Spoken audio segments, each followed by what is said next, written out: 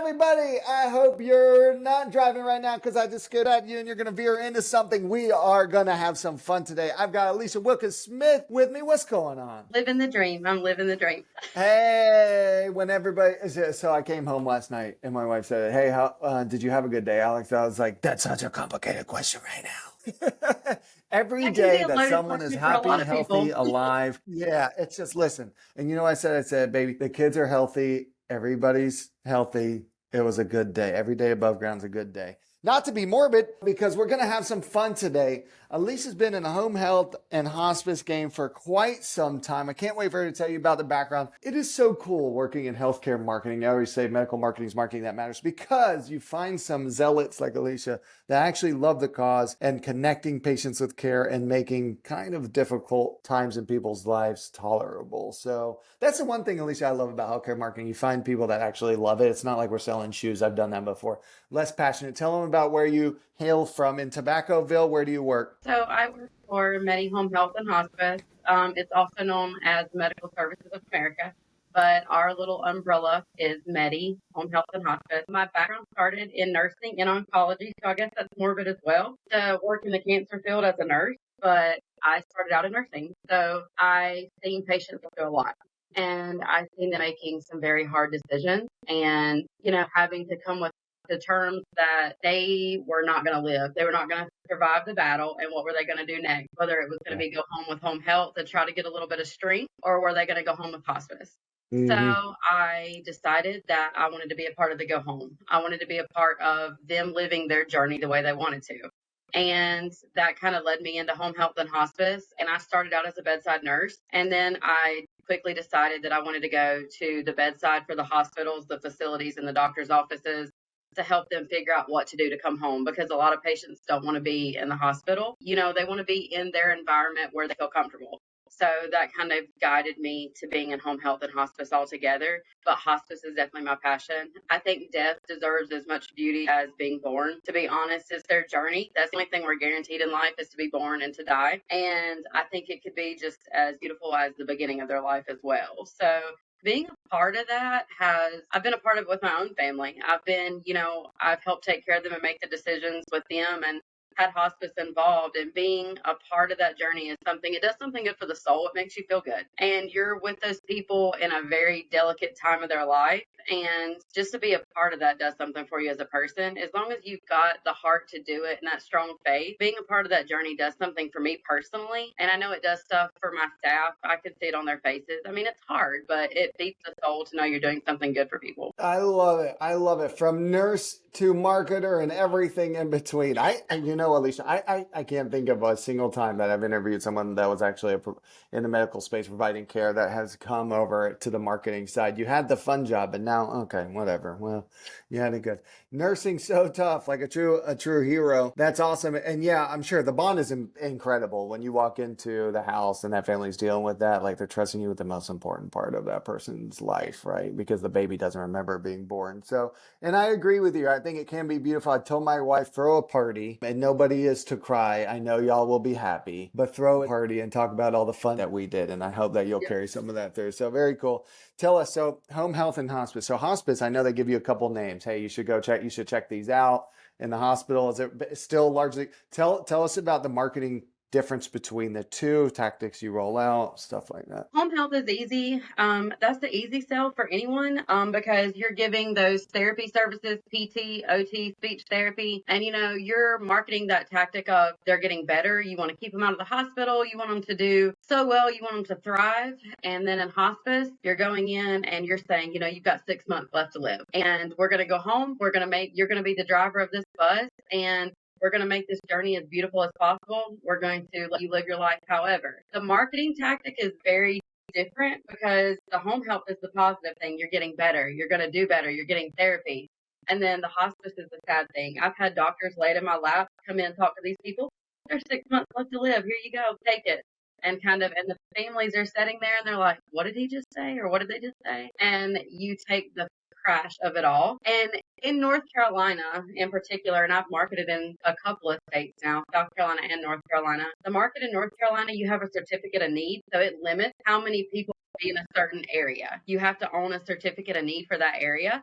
So that limits how many companies can be involved in hospice and in home health. In South Carolina, they're an open state. So you can have however many there is. And when I was there was 80 different hospices. And you were up against this beast of trying to rush and a mad dash to get to that patient to give them what they need. But in North Carolina, it's not that way. So North Carolina is the easier market in a whole because you've got your big players that come to the table because they own that certificate of need. So it's an easier sell in North Carolina than it is South Carolina. And I've had to sell both.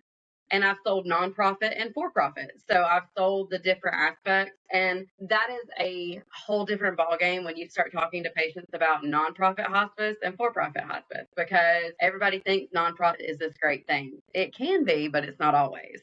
It's really a tax write-off for that company. So it doesn't really mean anything for the patient necessarily. So I've done so much and had to feel through the waters of different things and different sales for people. You really just pull apart your sales tactic to who you're up against, what your competition looks like. Are they for profit? Are they nonprofit? And you just kind of break it down to however you need to market that. And it goes different for home health and hospice both. Yeah.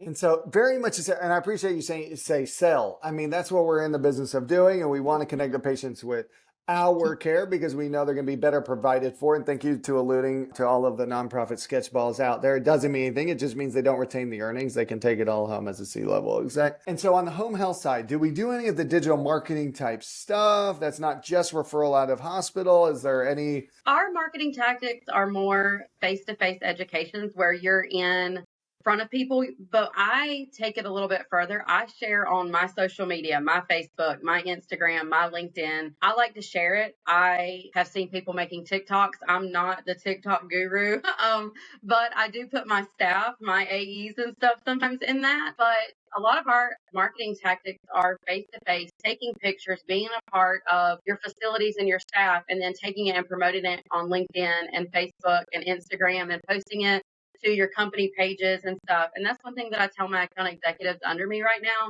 Take these pictures, post it, sell yourself, because showing that you're involved in these communities and being a part of these partnerships is very important to you being a part of the community. And the community is a big part of selling yourself and being a part of that sale.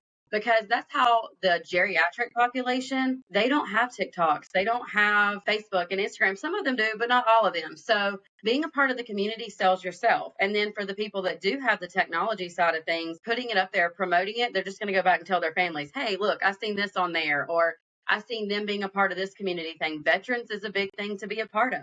Being a part of the people that served our country and being a part of those events. So you promote that. That promotes you to those other veterans organizations. Alzheimer's walks, being a part of all of that and promoting it on social media in every way that you can is just as important as face-to-face selling as it is being on those different platforms. Yeah, no replacement for the in-person, and the online stuff accelerates everything. So when you walk in there or they see you again, they're like, oh, yeah, okay, I've been seeing your content. You do care. And so I know you care about personalized care quite a bit, patient-centered care. How do you show, I mean, you can't show patience and like, how do you get that across? Because you're really trying to convince everybody we care more than the next person, the next caregiver. How do you? I share patient success stories, stories where we done something really, really good, or that I know something went really, really right. And I do try to get on a personal level. I do talk. Some salesmen don't get on a personal level with their referral sources or their partnerships. But I find if you do, you don't have to be all personal. But if you know some personal things about them, or you share some personal tidbits of where you had hospice involved or you had home health involved, that brings them to a place of connection with you. It makes them kind of, feel like they're a part of your story and you're a part of theirs. The patient success stories are phenomenal for, guiding that patient-centered care and, selling yourself different than others. Because my company in particular, we have phenomenal nurses and staff. They use our company for their own family, and that sells itself. If you're selling your service and you're willing to use it for your own family, then that sells that service. And that says that, they're not selling a lie, or they're not putting something that they wouldn't put their own family in. And our staff use our company, and it's phenomenal because we've been a part of a lot of their stories. So that says a lot to people that we will put our own family with my company. Yeah, that says a lot. And sometimes not taking the patient also says a lot. I know you believe quite a bit in that as well. I have giveaway referrals or business because it was what was right by the patient. If I can't provide it, I'm okay with saying that I can't, because I wouldn't want someone to do my family that way, my husband, my grandmother. And doing what is right pays you back in the end. Like, you're going to get so much more from doing right by a patient and giving them what they need. So you always get it twofold. I mean, I've give and lost business. I've lost bonuses because of giving business away. But at the end, my next bonus was even better. So it's like good karma. You put out good karma, you get good karma back. I believe in that wholeheartedly. And doing what's right by the patient is the most important thing at the end of the day. Not me, not my bonus, not my commission, though that's important, but to my bills and my family. At the end of the day, I wouldn't want someone to sell a whole pie to my family or me when they can only give a piece of it. And that's not okay with me. So I'm okay with walking away if it's what's right by the patient. Put yourself in the patient's shoes. And Correct. I also believe in karma. I don't really get pissed when someone offends me or does it wrong by me. I'm like, bro, I'll be watching you and something is going to happen to you in the next. I almost feel bad you did that, because now you're just like going to wake up one day and have your car towed on Georgia 400 like I did last week. I don't know what I did to that. So yeah, karma's, I guess I deserved it somehow.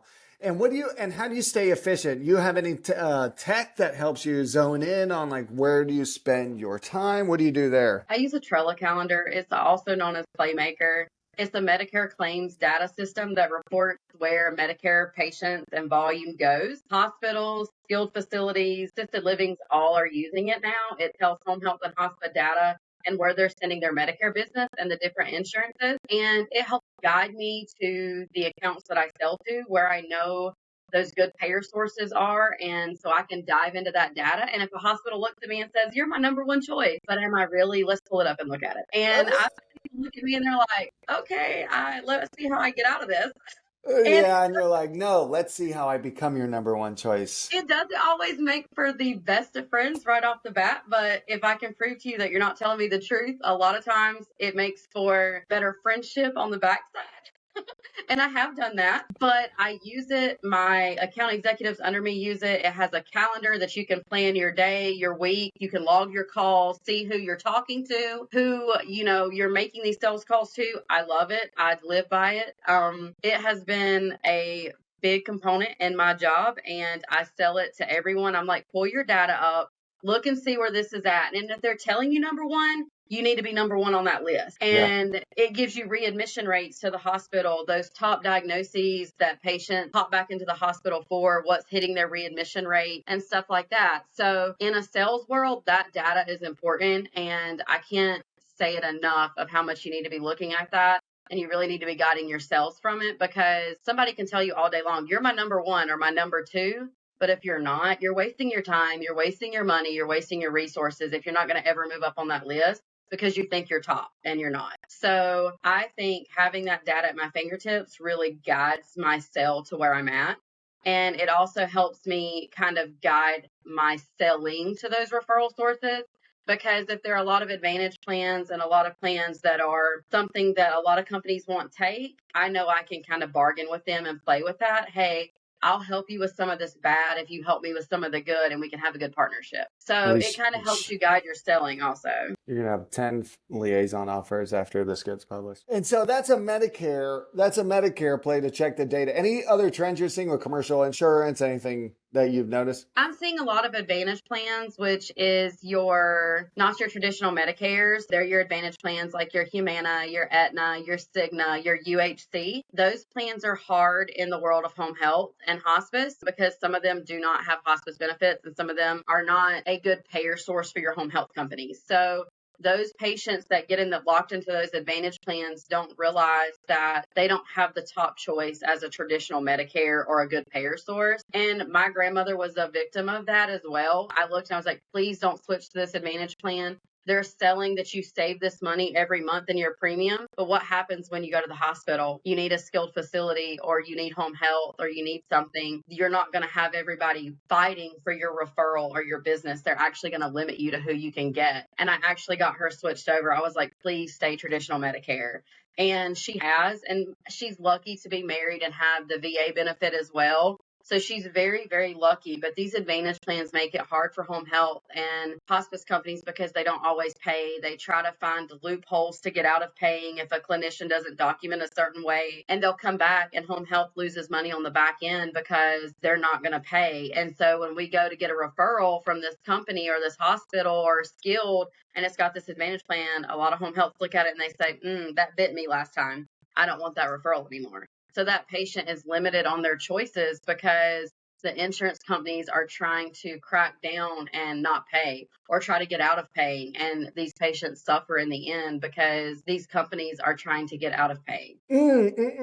Our system is so messed up. And then it's your grandma that pays in the end, not cool. It does. The good side being in healthcare, marketing, sales is that we connect patients to the care. And then you see the flip side where good people don't get the care they need. And that's really tough to watch. Any other big trend? Like, what do you focus on the rest of the year? Any cool you would want everybody else to hear about that you're going to start embarking on? How you feeling about the rest of 24? For me, I think the trends that I want to see is, and you said it before, is patient-centered care. I want patients pushed out of the hospital and not know where they're going or not know what is happening to them. And patients are getting pushed out quicker and more serious. So they're coming to home health and hospice higher acuity. I want to see a trend in hospice where it's not so much I guess I want the verbiage changed. So that's what I want. I don't want it to be hospice anymore. I want it to be serious illness management. I see legislation and stuff going through and they're wanting to change the name because hospice comes with a stigma. It comes with a stigma that you're going to give me a hospital bed, morphine, and I'm going to die. I'm going to die tomorrow. And that's not it. We want patients to have that 6-month expectancy, have good quality time with their patient or their family. So I would like it kind of labeled as serious illness management because we are taking that serious illness. We're managing it and giving them quality of life for 6 months of their time.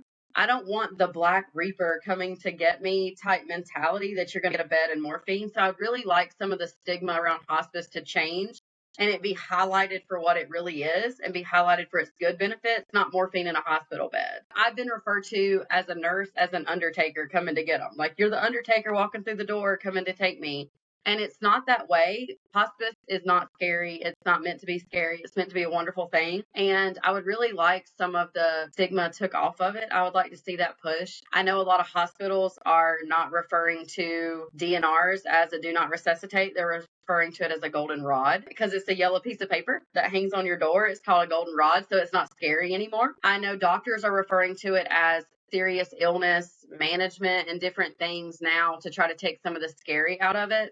I would really like to see some of that change. Even the verbiage would change because back in the day, older people will be like, hospice just kills you. They're just going to kill you. But that's really not what we do because you come on hospice and we get to take care of you. If you get a cold, we treat the cold. You get a UTI, we treat the UTI. We treat the patient as a whole and it's not scary. So I would really like to see some of that push for that to be changed. And even on the home health side, I would like to see the patient-centered care where they're not getting shoved out of the hospital with nowhere to go or not knowing what happens. I'd like to see a good partnership with everybody across the board in taking care of these patients and giving them what they need. Because in my world, competition is real. Every home health company and every hospice is trying to steal the other one from somebody else. I'd really like to see it to be a partnership. Like, if they can't utilize me, let me give it to you and you do what you need to do with it. Don't see me as I'm trying to take all your business. See me as a partner in this business because I keep my competition close. My best friend works for my competition. Me and her have such a great professional relationship. I know that if I can't give a patient what they need, she's going to try her best to give them what they need. And I'm going to do the same for her. And we've been competition for each other for a while and we are best friends and we work for competitors. And it works so well because we respect each other. And I don't see her as trying to take my business. She doesn't see me that way. So I would like to see sort of that come together and that collaboration to be a part of a team. And, we're not just there to steal each other's business. That would be so nice. But that's probably a pipe dream at this point because everybody's like, let's get all this business and had our bonus check. So And maybe a I, pipe dream.